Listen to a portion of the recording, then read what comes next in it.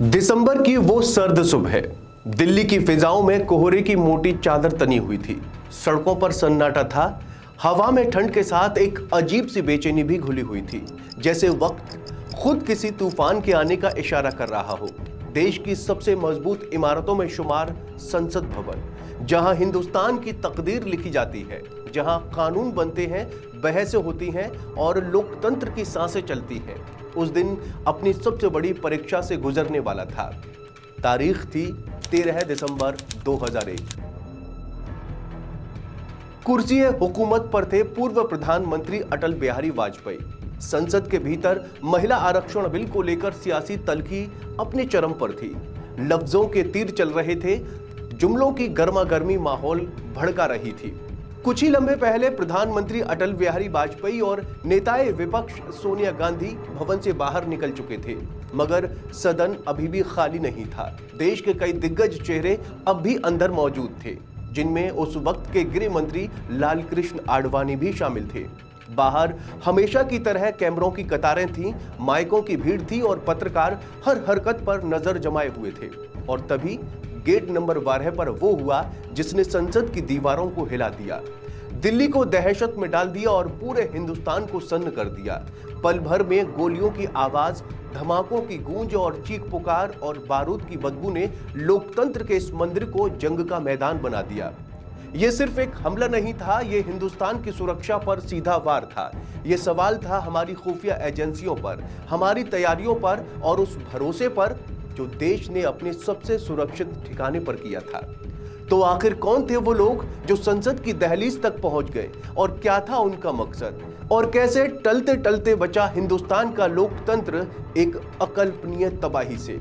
आज के इस वीडियो में हम खोलेंगे 13 दिसंबर 2021 की उस खौफनाक दास्तान के हर उस पन्ने को जो हिंदुस्तान के इतिहास में काले अक्षरों में दर्ज है।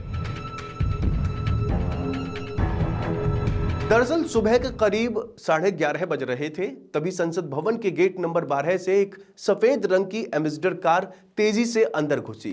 कार पर गृह मंत्रालय और संसद के फर्जी स्टिकर लगे थे। कार की रफ्तार और तरीके को देखकर सुरक्षा कर्मियों को शक हुआ। वो कार के पीछे दौड़े। हड़बड़ाहट में आतंकियों की कार वहां खड़ी उपराष्ट्रपति की कार से टकरा गई।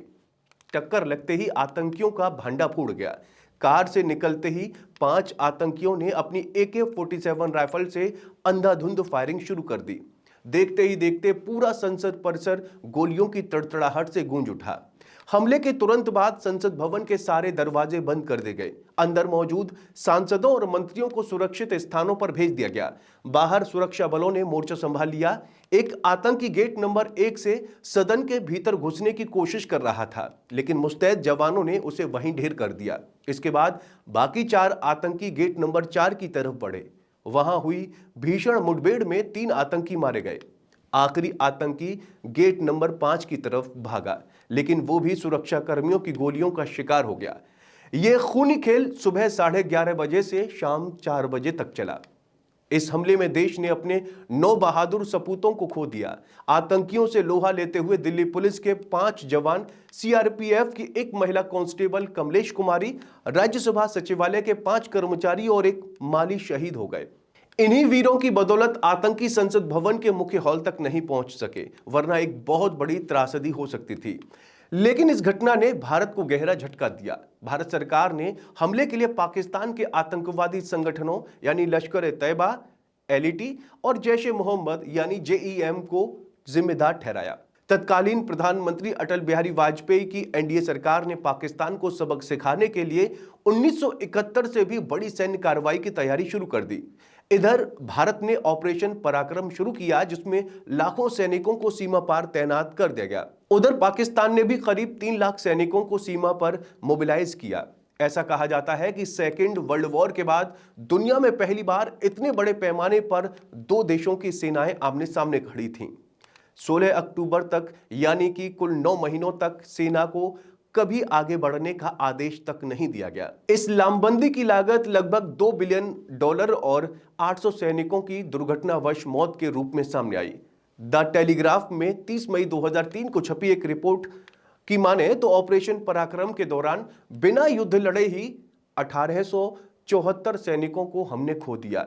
टेलीग्राफ इस लेख में लिखता है कि संसद में दिए गए एक जवाब में सैन्य तैनाती रद्द किए जाने के 6 महीने बाद यह खुलासा हुआ कि 300 दिनों से कुछ अधिक समय तक चले सैन्य अभ्यास में 1847 लोग हताहत हुए थे, जो 1999 के कारगिल युद्ध में हताहतों की संख्या 600 से कहीं बहुत अधिक थे। तो उम्मीद है जानकारी आपको पसंद आई होगी। वीडियो कैसी लगी कमेंट करके जरूर बताएं और चैनल को जरूर सब्सक्राइब करें।